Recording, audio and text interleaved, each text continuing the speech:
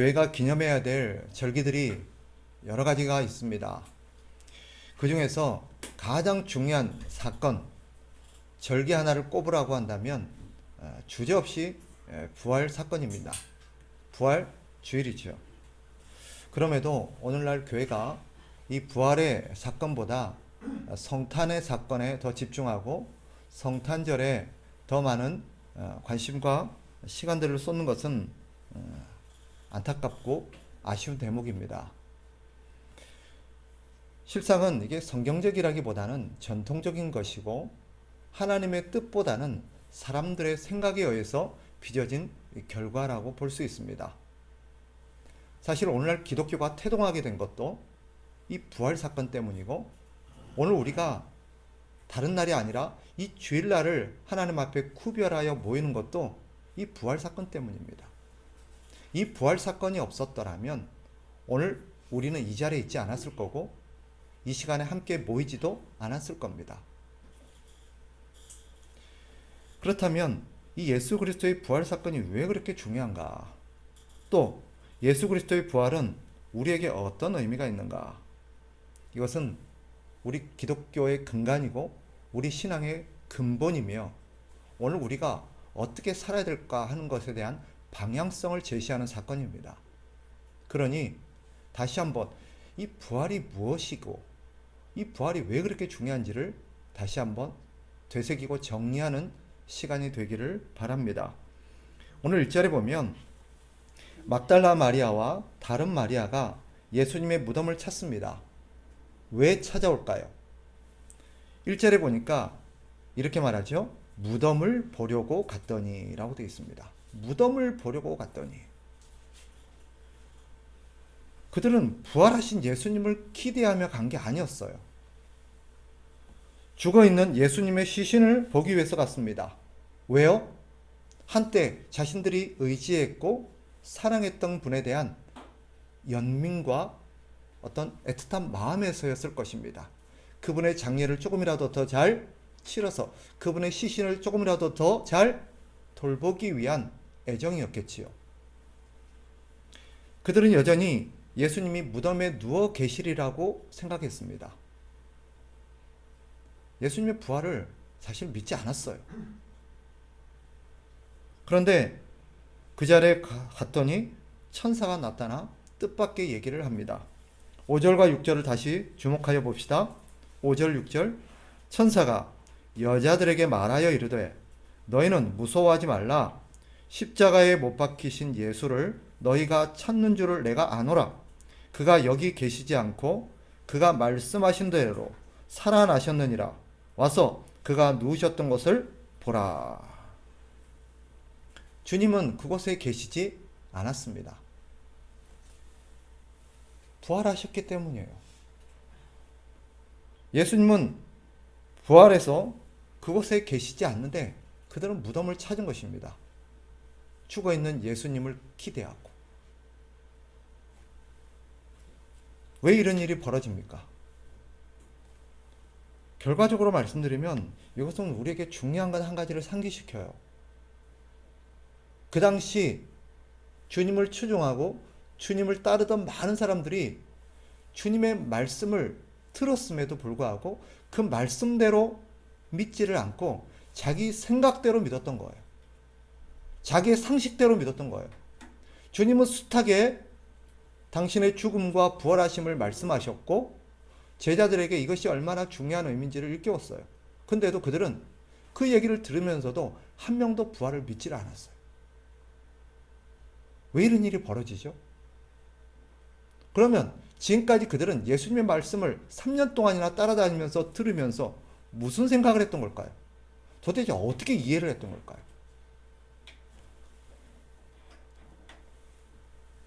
결과적으로 자기 생각대로, 자기 속일에 오른 대로, 자기 상식대로 말씀을 이해했던 거예요. 그러니까 어떤 결과가 벌어져요? 예수님이 다시 살아났는데도 그 무덤을 찾고 누워있을 예수님을 생각한 것입니다. 이게 이들만의 문제일까? 사실 이것이 오늘날 기독교인의 문제가 아닐까 하는 생각을 지울 수가 없어요. 오늘날 많은 사람들이 예수 그리스도를 믿고 따르면서도 도대체 저분들이, 아니 나를 포함해서 우리가 예수님의 말씀을 도대체 어떻게 이해하고 있을까? 예수님의 말씀을 믿기는 하고 있을까? 그 단적인 예로 이 부활 사건을 꼽을 수 있습니다. 예수님이 부활을 하실 것을 그들에게 말했지만 그들이 믿지 않았던 것처럼 예수님이 부활하셨고 이것이 인류사를 바꿔놓았는데도 우리는 여전히 그 부활 사건을 제대로 믿지 않고 있는 것 같아요. 물어봅시다. 여러분들은 예수 그리스도의 부활을 믿으세요? 아마 대부분 당연하지요. 믿습니다 라고 얘기할 거예요. 그러면 그분의 부활 사건이 여러분의 삶을 어떻게 달라지겠습니까? 예수 그리스도의 부활이 여러분의 인생에 어떤 변화를 가져왔습니까? 그리고 그분의 부활 때문에 여러분들이 뭐가 달라진 거죠?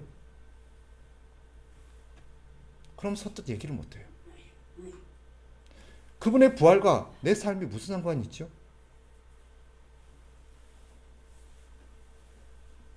예수 그리스도의 부활은 우리에게 어떤 의미입니까? 대부분 예수 그리스도의 부활을 생각하면서 죽은 이후에 우리가 천국에 간다라는 어떤 마음의 위안 정도로 생각하며 살아가는 것 같아요. 예수님의 부활은 죽고 난 이후의 문제입니까? 우리가 살아있는 동안에는 우리에게 아무런 영향을 주지 않는 사건입니까? 먼저 부활은 예수 그리스도의 말씀이 진리라는 것을 우리에게 보여주는 증거입니다. 주님은 죽은 후에 3일 만에 부활하실 것을 말씀하셨습니다. 부활은 그분의 말씀이 진리였다는 것을 우리에게 보여주는 증거예요. 어찌 부활에 대한 말씀만 진리겠습니까? 그분이 오셔서 우리에게 하셨던 모든 말씀들, 성경의 기록으로 남겨진 그 모든 말씀이 다 진리라는 것을 우리에게 일깨워주는 결정적인 사건이에요. 2000년의 역사 동안 하나님의 말씀은 우리에게 숱하게 이루어져 왔고 이루어지고 있고 이루어질 것입니다. 그리고 많은 사람들, 많은 추종하는 그리스도인들이 예수님의 말씀은 진리입니다 라면 아멘이라고 얘기해요. 그럼에도 불구하고 그분의 말씀이 그들의 삶을 어떻게 하지는 못해요. 예수님의 말씀이 진리인데 그게 내 삶과는 상관이 없는 것 같아요. 내 생각 속에서는 어떤 변화를 일으켰을지 몰라도 그 생각이 내 삶으로 이어져서 내 삶을 견인하지는 못해요. 왜 이런 괴리가 생기는 것입니까? 하나님의 말씀을 사실은 우리 속인에 옳은 대로 이해하고 믿기 때문이에요. 역사가 보여주듯 지금까지 주님의 말씀은 이루어졌고 이루어지고 있고 이루어질 겁니다. 왜? 그분의 부활이 보여주시듯 그것은 결정적인 사건이었고 증거였기 때문입니다. 주님의 말씀이 진실이요 진리였다는 것을. 이 사실은 우리에게 중요한 진리 한 가지를 일깨우지요. 그리스도의 부활은 하나님이 말씀하신 대로 모든 것을 이룰 수 있는, 하나님은 당신이 말씀하는 대로 그 말씀을 모든 것을 이룰 수 있는 전지전능하신 분이라는 것을 우리에게 보여줍니다. 말씀만 하시는 게 아니라 주님이 말씀하신 것은 그대로 되는구나. 그리고 그분은 그것을 그대로 성취할 수 있는 능력이 있으신 분이구나. 부활은 죽음을 정복한 사건입니다. 죽음은요, 인류가 아무리 노력해도, 아무리 과학이 발전해도, 아무리 연구를 많이 하고 공부를 많이 해도 해결할 수 없는 문제입니다. 영원토록 인류가 해결할 수 없는 문제가 죽음의 문제입니다. 그래서 인류는 그 죽음을 숙명처럼 받아들였고 그저 자연스러운 것이라고 생각했습니다. 그런데 그 죽음이 정복된 사건이 발생한 게 예수 그리스도의 부활 사건이에요. 죽음은 자연스러운 것도 아니요, 우리의 당연한 숙명도 아닙니다. 죽음은 정복될 수 있는 것이고 정복하신 분이 있어요. 그분이 바로 우리를 부활시킬 수 있는 분이고 우리의 생명을 영원토록 우리에게 허락하실 수 있는 분이라는 것을 보여주는 사건입니다. 죽음을 정복하기 위해서는 전지전능한 존재여야 합니다. 그리스도의 부활은 하나님께서 전지전능한 분이라는 것을 우리에게 보여줘요. 그렇습니다. 그리스도의 부활은 하나님께서 우리의 창조주시요 우리를 다스리시는 분이라는 것을 보여주는 증거죠. 그러니 그리스도의 부활은 우리에게 무엇을 선포하는 사건입니까? 하나님께서 이 세상을 창조하시고 이 세상을 다스리시며 이 세상을 주관하시는 주인이라는 것을 선포하는 사건입니다. 예수 그리스도의 부활로 우리에게 이렇게 말씀하세요. 내가 이 땅을 창조한 자요, 이 땅을 다스리는 자요, 이 땅의 주인이야. 부활한 것을 보여주는 사건입니다. 나아가 하나님께서 다스릴 세상, 하나님께서 만드시려는 세상이 어떤 세상인지를 우리에게 보여주죠. 하나님이 새롭게 하실 세상, 우리가 그것을 하나님의 나라라고 부르죠. 하나님의 나라는요, 죽음이 정복된 나라예요. 그리고 거기에는 더 이상 죽음이 지배하지를 못해요. 죽음이 인간에게 영향을 끼치지 못해요. 거기에서는 모든 약함과 모든 결핍들이 정복되어지고 우리는 영광스러운 몸으로 사는 세상이 될 것입니다. 따라서 그분의 약속처럼 예수 그리스도를 믿는 자들은 예수님처럼 부활하여 새로운 몸을 입게 될 것이고 그 영화로운 몸으로 더 이상 우리는 이 세상에서의 어떤 죽음이 가져나온 결과와 열매들을 맛보지 않게 될 겁니다. 그래서 예수 그리스도의 부활을 부활의 첫 열매다라고 말해요. 왜죠? 장차 그분을 믿고 따를 사람들이 어떻게 될 것인가를 미리 보여주는 사건이었기 때문입니다. 예수님처럼 우리도 될 거라는 것을 예수님이 당신의 부활을 통해서 우리에게 선언하셨어요. 우리 주님은 반드시 다시 오십니다. 다시 오시는 날 우리에게 부활의 몸을 허락하실 겁니다. 이미 죽은 자는 우리 주님이 오시기 전에 먼저 세상을 떠나서 이미 죽은 자들은 다시 새로운 몸으로 살아날 것이고 살아있는 자들은 영광스러운 몸으로 변화될 것입니다. 그래서 바울이 이렇게 말해요. 고린도전서 15장 53절 54절 이 썩을 것이 이것은 우리의 부패할 죽을 몸을 말하는 것입니다. 이 썩을 것이 반드시 썩지 아니할 것을 입겠고 이 죽을 것이 죽지 아니함을 입으리로다. 이 썩을 것이 썩지 아니함을 입고 이 죽을 것이 죽지 아니함을 입을 때에는 사망을 삼키고 이기리라. 기록된 말씀이 이루어지리라. 아멘이지요. 이것은 아멘입니다. 당연히 아멘 할 사건입니다. 부활의 몸은 썩지 않을 몸입니다. 병들지 않고 늙지 않고 쇠지지 않으며 죽지 않을 몸입니다. 그게 부활의 몸이에요. 사망이 결코 영향을 줄 수 없는 몸이죠. 사실상 사망, 죽음은 영원히 사라질 것입니다. 그래서 바울이 이렇게 덧붙입니다. 우리가 잘 아는 유명한 말씀이죠. 사망아, 너의 승리가 어디 있느냐? 사망아, 내가 쏘는 것이 어디 있느냐? 사망을 선언하는 거예요. 그래서 마지막에 심판받을 원수는 사망이다라고 성경이 선언합니다. 부활 이후의 삶에 대해서는 성경이 우리에게 많이 언급하고 있지는 않아요. 부활 이후에 우리가 어떻게 살아갈 것인지에 대해서는 성경에서 풍부한 자료를 주지는 않습니다. 그러나 부활 이후에 예수님의 행적과 성경에 기록된 여러 가지 사례를 보면 분명한 것 몇 가지가 있습니다. 먼저 부활의 몸과 부활의 삶은 지금 우리가 가진 육체의 한계들을 넘어서는 영광스러운 몸이 될 거라는 점이에요. 이것은 틀림없는 사실입니다. 지금과 같이 육체로 인해서 결핍과 병듦, 아픔, 배고픔, 피곤함, 약함 같은 고통은 겪지 않을 겁니다. 또 한 가지, 육체를 가진 삶으로서 우리는 부활 이후에도 육체적 활동들이 이어질 것입니다. 어떤 이들은 부활하고 하나님의 나라에서 살게 되면 맨날 예배당에 모여서 하나님을 예배하고 찬양하는 활동만 할 거라고 생각을 해요.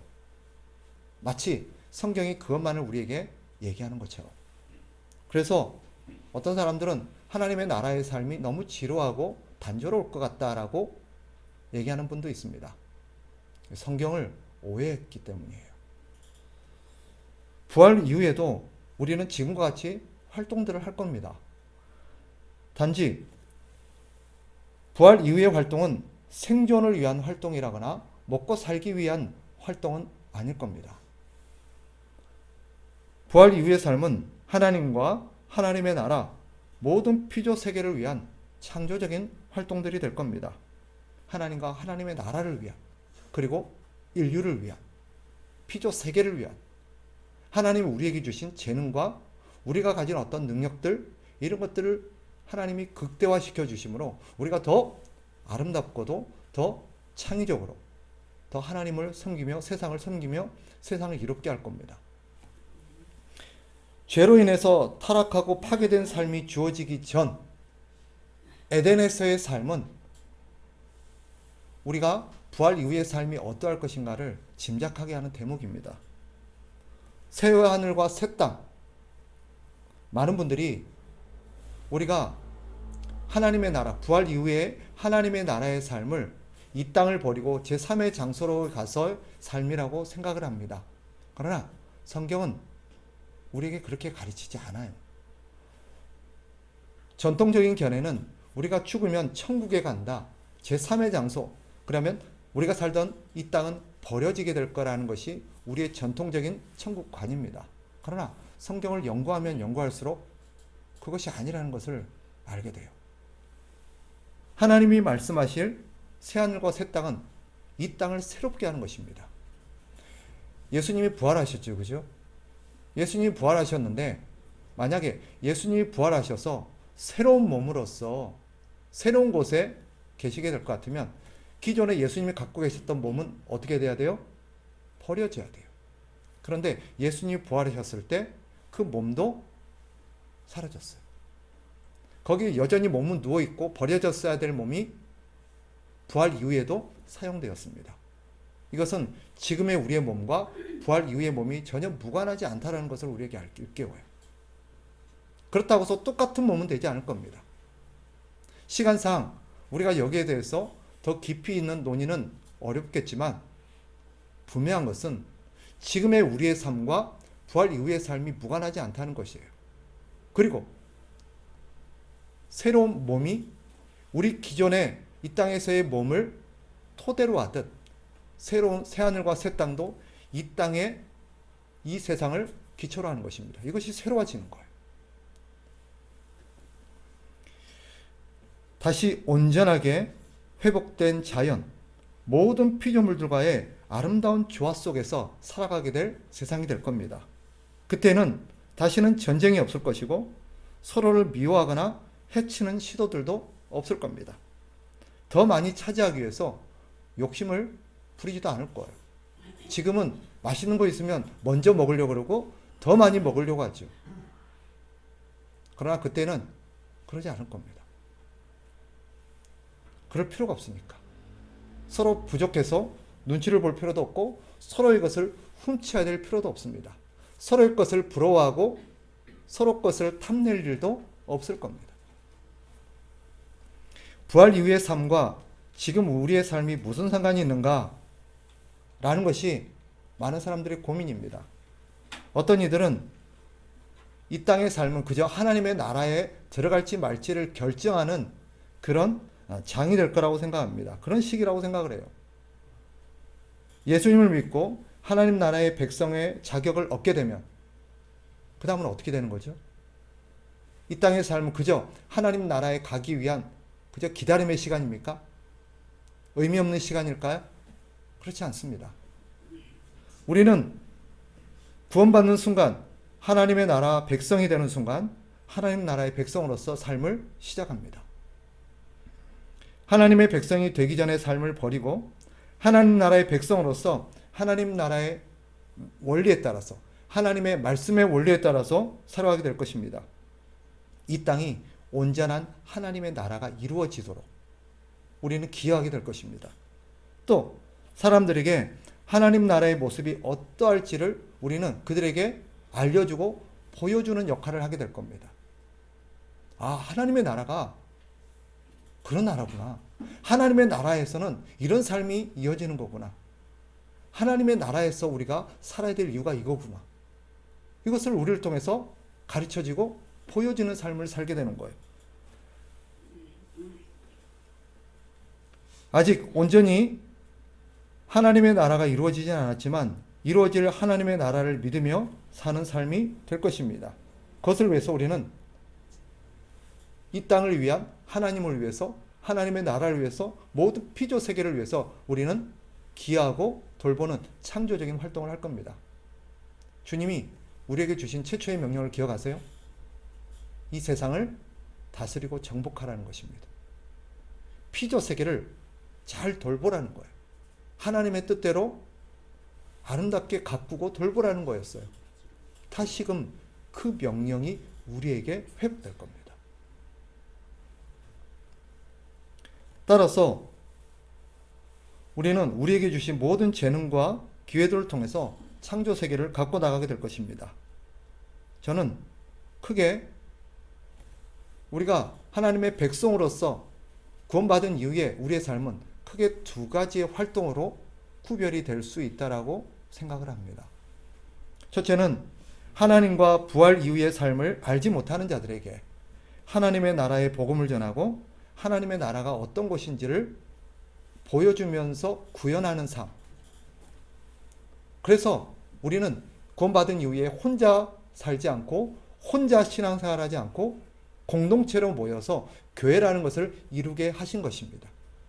그 공동체를 통해서 왜 예수 믿고 혼자 천국 갈라 할 동안 혼자 산속이나 혼자 틀어박혀서 신앙생활하면 될 텐데 왜 굳이 모여서 공동체를 이루고 서로에게 재능을 주시고 서로가 함께 더불어서 기여를 하면서 살게 할까요?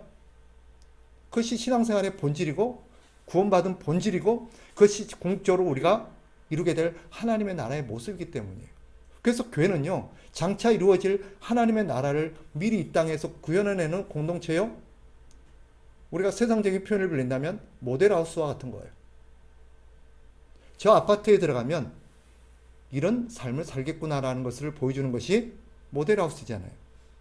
교회는요, 아, 하나님의 나라가 완성되어지고 하나님의 나라에 들어가면 저렇게 살겠구나.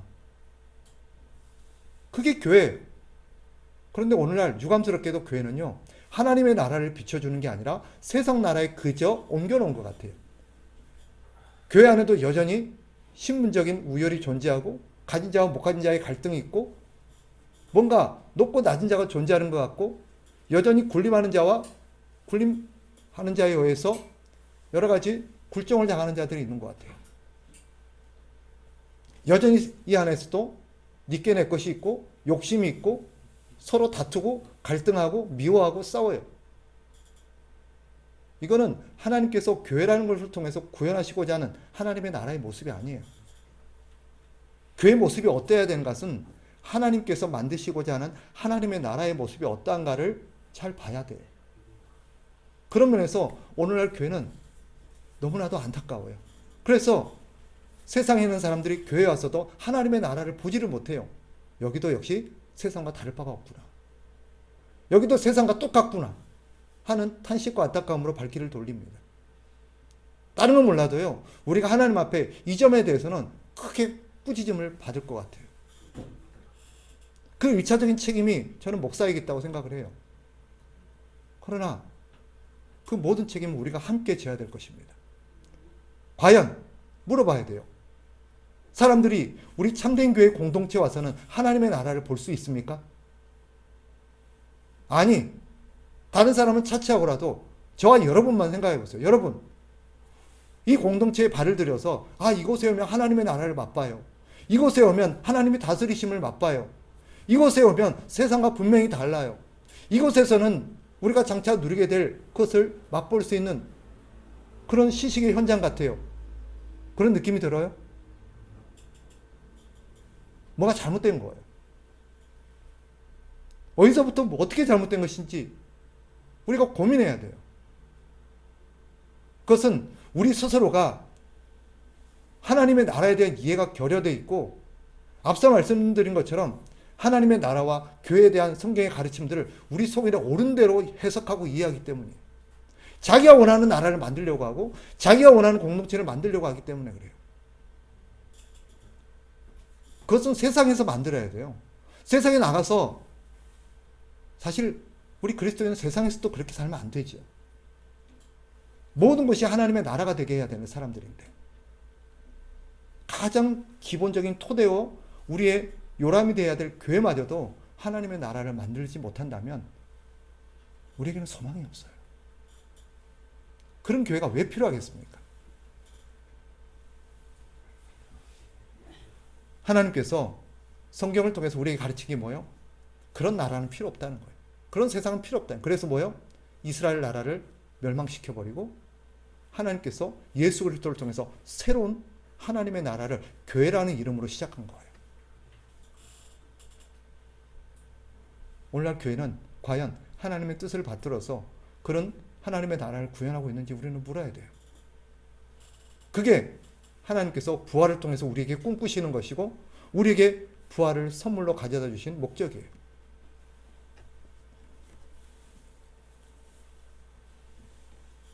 이와 관련해서 성경이 우리에게 가르치는 대목 한 가지가 있습니다. 7절로 한번 가보세요. 이렇게 말씀합니다. 또 빨리 가서 그의 제자들에게 이르되 그가 죽은 자 가운데서 살아나셨고 너희보다 먼저 갈릴리로 가시나니 거기서 너희가 배우리라 하라. 보라 내가 너희에게 일렀느니라 하거늘. 하나님께서 천사들을 통해서 부활하신 예수 그리스도를 어디 가서 만나래요? 갈릴리로 가래요. 분명히 부활은 유대에서 했어요. 예루살렘에서 했어요. 그럼 예루살렘에서 짠 하고 나타나고 예루살렘에서 만나야 되는 거잖아요. 그런데 왜 예수님이 갈릴리로 가실까요? 왜 제자들 보고 갈릴리로 오라 그럴까요? 예수님의 부활의 삶, 예수님의 부활의 시작이 갈릴리에서 시작된다는 것은 우리에게 의미심장한 메시지를 줍니다. 갈릴리가 뭐 하는 곳이에요? 어떤 곳이에요? 갈릴리는요, 가난하고 소외된 사람들이 사는 곳이에요. 그랬던 그들이 처음으로 하나님 앞에 예수님께 부름받았던 곳이에요. 이것은 두 가지를 일깨워줘. 너희가 하나님의 은혜를 받기 전에 어떤 존재였고 어떤 상황이었는지를 기억하라는 거예요. 그런 사람들에게 하나님의 복음, 부활의 신앙이 필요하다는 거예요. 결과적으로 주님은 당시 정치적인 중심지요, 종교의 중심지였던 예루살렘이 아니라 갈릴리에서 시작함으로써 우리 주님이 꿈꾸시고 우리 주님이 이루실 나라는 우리가 생각하는 찬란하고 영광스러운 어떤 그런 예배당이나 성전이 아니라 소외되고 가난하고 외면당하고 그런 사회적 약자들이 있는 그런 삶의 현장에서 그리스도의 부활 신앙, 하나님의 나라가 시작될 거라는 걸 보여주는 거예요.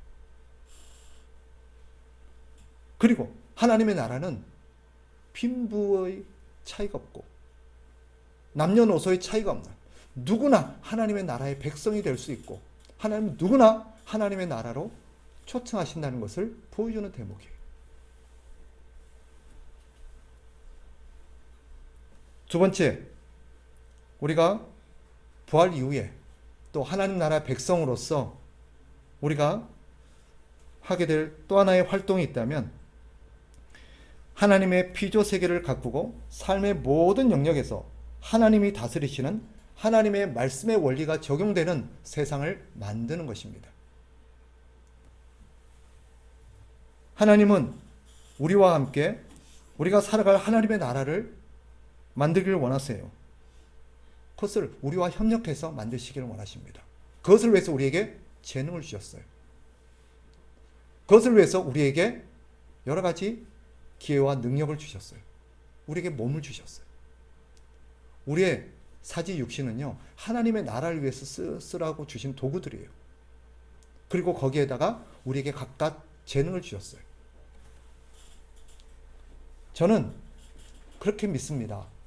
지금 우리의 재능과 우리가 부활 이후에 살아갈 하나님의 나라에서의 삶이 무관하지 않아요. 그때도 우리의 재능은 발현될 겁니다.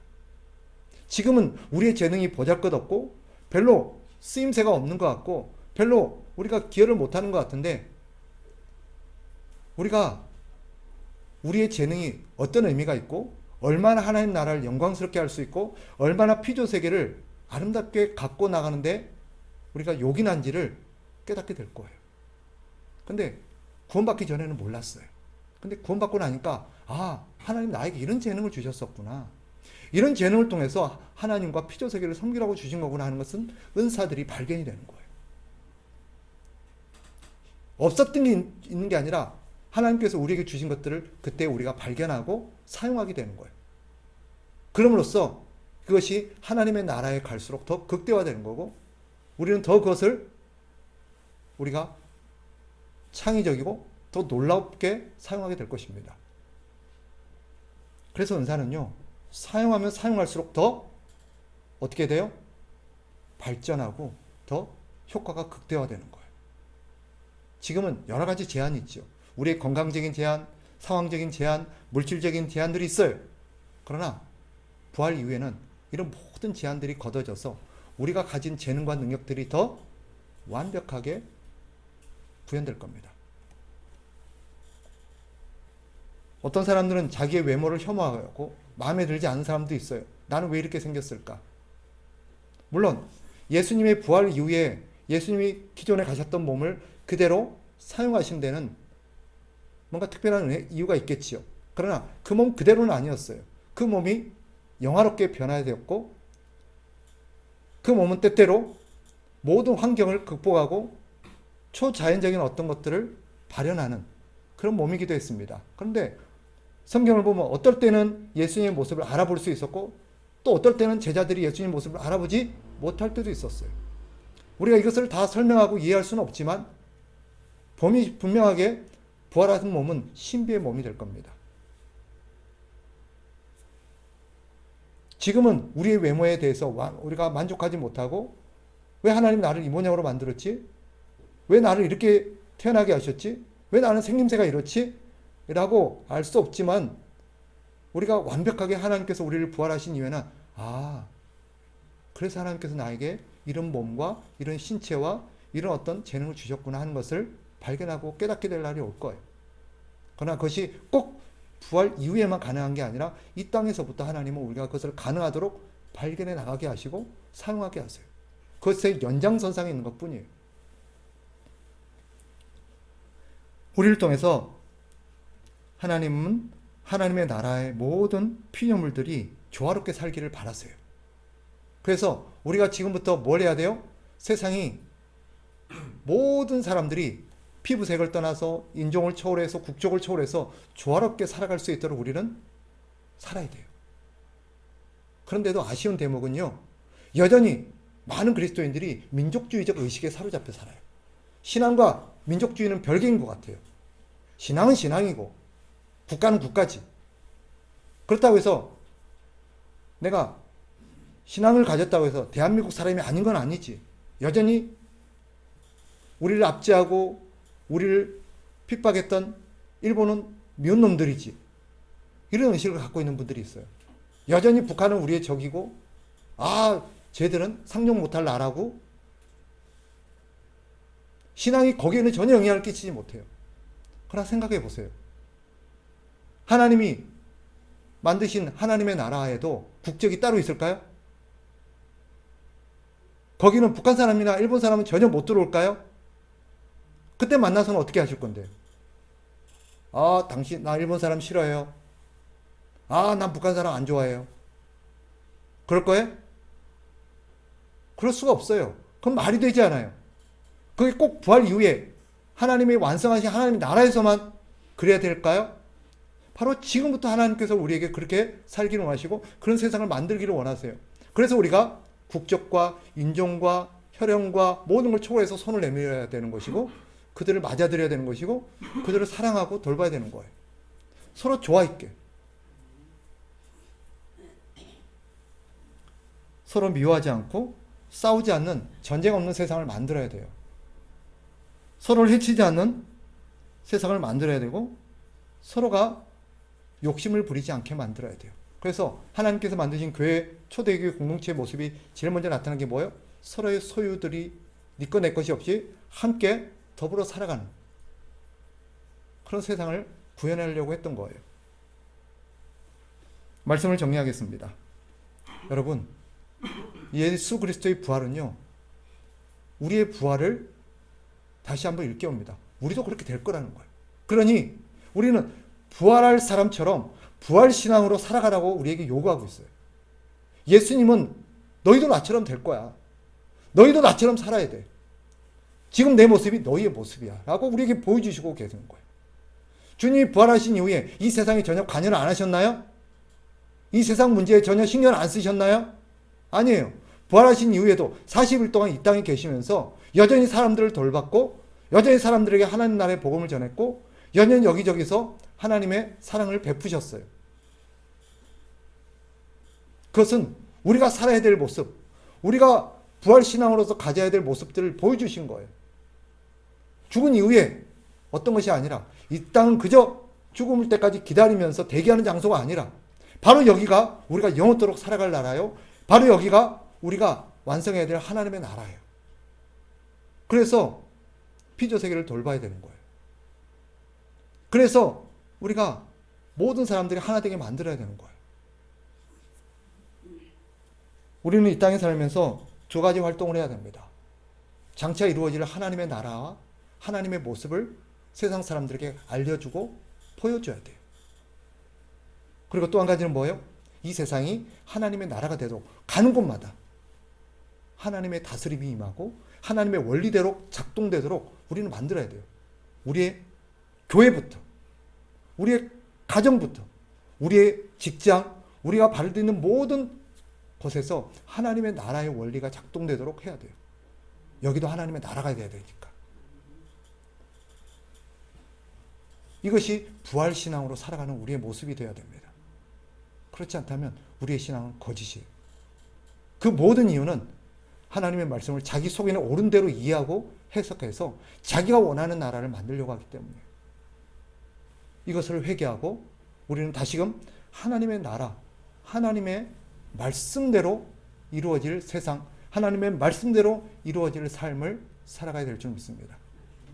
오늘을 기해서 이 신앙이 다시금 우리 가운데 회복되어지는 은혜가 있기를 주의 이름으로 축복합니다.